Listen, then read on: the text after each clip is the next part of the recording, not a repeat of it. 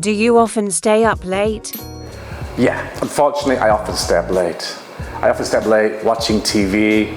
I'm a bit of an insomniac and I find it difficult to sleep at night. I do. I'm a night owl. I find I'm more active in the evenings, so I often stay up late, working, studying, and surfing the net and things like that. Did you stay up late when you were a kid?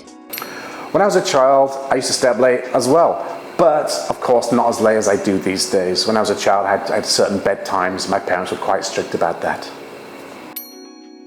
Not really. Of course, my parents would tell me when to go to sleep when I was a child. I liked to stay up late, but they would have strict bedtimes, so it wasn't really possible. What do you do when you stay up late?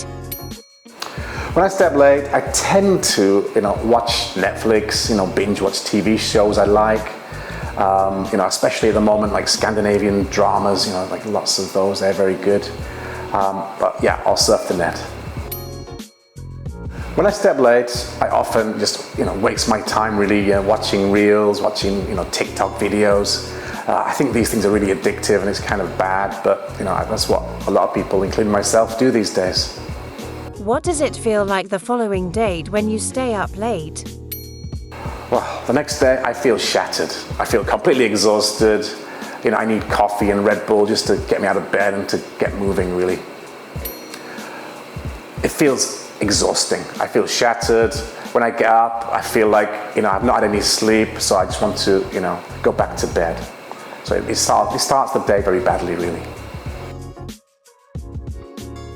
So in those answers, my answer itself wasn't very important. But what was important was I extended my answers. And usually I extended them by explaining why or why not, giving some details along with my reason and maybe some examples.